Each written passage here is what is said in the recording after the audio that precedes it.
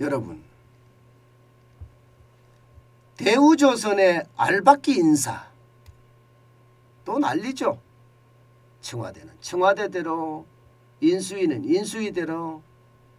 정권 말에 그것도 이사회를 일찍 개최해서 알박기 인사를 한다는 건 참 욕심이 과하다, 과해. 그죠?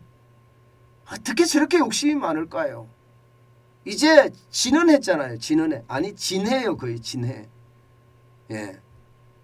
이제 진해면 좀 질 줄 알고, 그래 이제 대통령 당선인도 뽑아져 있으니까 이거 굳이 우리가 티격태격하면서 싸울 필요가 있느냐, 국민 보기에 꼴사납지 않겠느냐, 이렇게 생각하고 그냥 들어주면 될 일을 끝까지 5월 9일까지는 문재인 대통령의 인사권이 있다면서 계속 인사를 지금 하고 있습니다. 참 이런 걸 보면서 말입니다. 국민은 안중에도 없구나. 저는 그 생각밖에 안 해요. 국민은 안중에도 없구나. 오롯이 말입니다. 그들의 세력들이 좋은 자리 차지하고 알박기를 하고 있으면서 또 한 번의 어떤 정보를 주기를 바라는 것, 이런 것 아닌가 싶어요. 저는 참 나쁘다고 생각합니다. 모든 국가 운영의 기준은 국가와 국민이 돼야 되거든요. 그런데 그들은 그들 세력 챙기기에 여념이 없으니까 그 어느 때보다 안타깝다는 생각을 지울 수가 없어요. 윤석열 정부도 이럴까요? 저는 그게 더 답답해집니다. 저는 안 그럴 거라고 믿는데, 왜냐하면 실용주의 했으니까 말입니다. 더 중요한 것은요, 이 대우조선 해양인데요. 대우조선 해양이 이 산업은행이 소유하고 있어요, 사실상. 그런데 이 정권마다 다 해먹고 있어요. 정권마다. 거기다가 여러분, 제가 부실덩어리라고 이야기한 게 얼마나 부실덩어리인지 한번 보실까요? 여러분 이거 한번 보세요. 2015년 이후 공적자금 투여 규모입니다. 7조 1천억 원이나 투자했어요. 7조 1천억 원. 어마어마한 돈을 기업에 투자했다니까. 기업에 투여했다니까요. 이게 2015년 이후에 말입니다. 산원이 2조 6천억 원, 한국수출협은행이 1조 6천억 원을 투입을 했고요. 이 자금 중에 3조 6천억 가량을 출자 전환했습니다. 그리고 2017년에는요. 일종의 마이너스 통장 개념으로 2조 9천억짜리 신용 한도를 터줬습니다. 그래서 합치면 7조 1천억 원이에요. 7조 1천억 원이나 투입된 이 대우조선 해양, 도대체 어떻게 하자는 거예요? 저는 권력자들이 여기 가서 말입니다. 돈 빼먹기만 한다는 걸 보면 도대체 뭐 하수분 같은 거 하나 만들어 놓고요. 나라에서 거기다 돈 집어넣어주고, 그리고 남들이 그 권력에 있는 기생하는 사람들이 돈 계속 빼먹고 있고, 이게 여러분 말이 되는 구조예요? 솔직히 말이 안 되는 구조잖아요. 이거 말입니다. 제대로 개선해야 됩니다. 제대로. 7조 1천억 원이라는 어마어마한 돈을 집어넣었는데 계속 낙하산, 정치권, 뭐 이게 어제 오늘이 아니에요. 어느 정권도 가리지도 않습니다. 2015년만 하더라도 이종구, 조전혁 당시 한나라당 전 의원들이 사내이사로 선임돼서 논란이 된 적도 있죠. 또 2016년에는요. 남상태 전 대우조선해양 사장이 비리 혐의로 긴급 체포돼서요. 지난해 59억 8천만 원을 배상하라는 판결을 내기도 했습니다. 문재인 정부 들어서도 난리죠. 문재인 정부 들어서도. 그러면 그동안 좋아졌느냐? 안 좋아졌어요. 보세요. 좋아진 게 없어요. 좋아진 게 하나도 없습니다.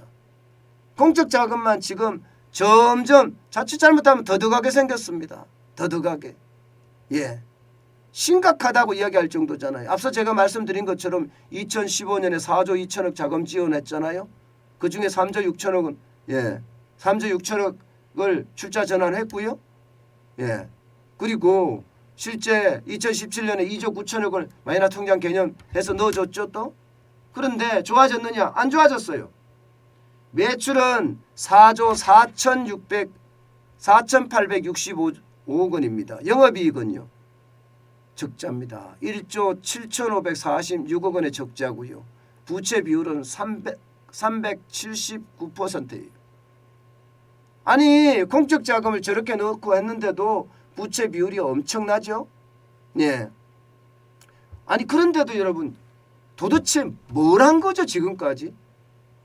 2015년이면 지금 얼마나 오랫동안 지금 뭐 대우조선해양을 구조조정하겠다고 했는데 아직까지도 못하고 정부 산하에 놔두면서 말입니다. 정부에서 파견된 사장이 되고 뭐 다 짬짬이 하는 건가요? 다 짬짬이 해서 그냥 대우조선 계속 빼먹고 또 정부인 산업은행을 통해서 또 집어넣고 이렇게 되는 건가요? 이번에도 저는 그런 생각을 지울 수가 없어요. 보세요. 우리 박두선 대우조선 사장님, 어마어마합니다. 2018년 1월에 문재인 대통령이 거제 조선소 방문했을 때 브리핑을 했습니다. 2018년이 상무예요. 상무. 그리고 딱 2달 만에 전무로 승진하더니요. 다시 1년이 조금 더 걸리니까 부사장 승진을 했고요. 2020년 3월에는 사내이사 선임이 되더니 2022년 3월에는요. 사장 선임까지 올라갔습니다. 이게 자꾸 말을 하는 게 그런 거예요. 말을 하는 게. 이게 여러분 상무로서 사실 대통령이 방문했을 때 브리핑하는 거 이거 쉽지 않거든요. 뭐 하여튼 여기에는 뭐 많아요. 이야기가 문재인 대통령 뭐 지인이다 뭐 여기서부터 시작해서 하여튼 이야기들이 굉장히 많은데 저는 이런 일들이 여기에서 이렇게 계속 불거지면서 국민들 앞에서 볼썽사납게 이야기하는 것 그리고 그들끼리 다 이 정권에서 하든 저 정권에서 하든 사장으로 선임을 해놓고 돈 빼먹기를 한다는 것 이거 윤석열 대통령 당선인이 저는 철퇴를 내리고 아주 강력한 구조조정을 했으면 좋겠어요. 산업은행에 놔두는 자체도 웃겨요. 산업은행 이동걸 산업은행 회장도 그랬잖아요. 이게 뭐 유명하잖아요. 민주당 20년 하면서 건배사했던 산업은행의 회장이라는 최고 수장이라는 사람이 완전히 정치적으로 이게 민주당 편을 공개적으로 들면서 말입니다. 이게 말도 안 되는 그런 일을 하시는 분이 하는데 이거 뭔가 혈세를 줄이기 위해서라도 저는 당연히 해야 된다고 봅니다. 여러분 보세요. 이 지금 산업은행이 55.7% 지분 가지고 있잖아요. 이거 구조조정하면 돼요. 구조조정. 산업은행이 이렇게 계속 가지고 있을 이유가 뭐가 있죠? 저는 그 자체가 잘 이해가 안 돼요. 그 자체가. 계속해서 이렇게 놔두면 지금 도대체 앞으로 어떻게 가겠다는 건가요? 정권마다 한탕씩 해먹는 그런 대우조선해양이 아니라 조선산업이라는 게 대한민국의 가장 큰 경쟁력이에요. 그런데 그 경쟁력이 지금 서서히 무너지는 것 아닌가 저는 그런 두려움에 쌓입니다. 여러분 우리가 한번 잘 생각해 보자고요. 지금 대한민국의 경쟁력들이 어떤 식으로 지금 점점 줄어드는지 조선만 하더라도 한때는요 뭐 지금도 뭐 전 세계 1등이라고 이야기하지만 지금 수익률이 안 좋거든요. 원자재 가격은 올라갔죠. 인건비는 장난 아니죠. 예, 거기에 주 52시간제나 이런 제도적인 허점까지 하면 제가 봐서는 조선 산업이 앞으로 성장 산업으로 쭉 뻗어가기는 굉장히 어렵습니다. 굉장히 어렵습니다.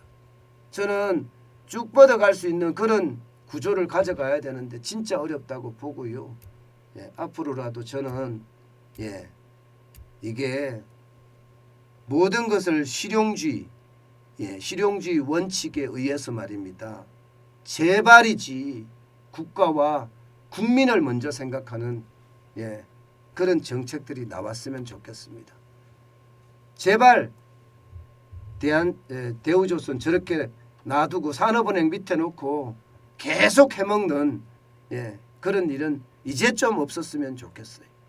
참 답답합니다. 예.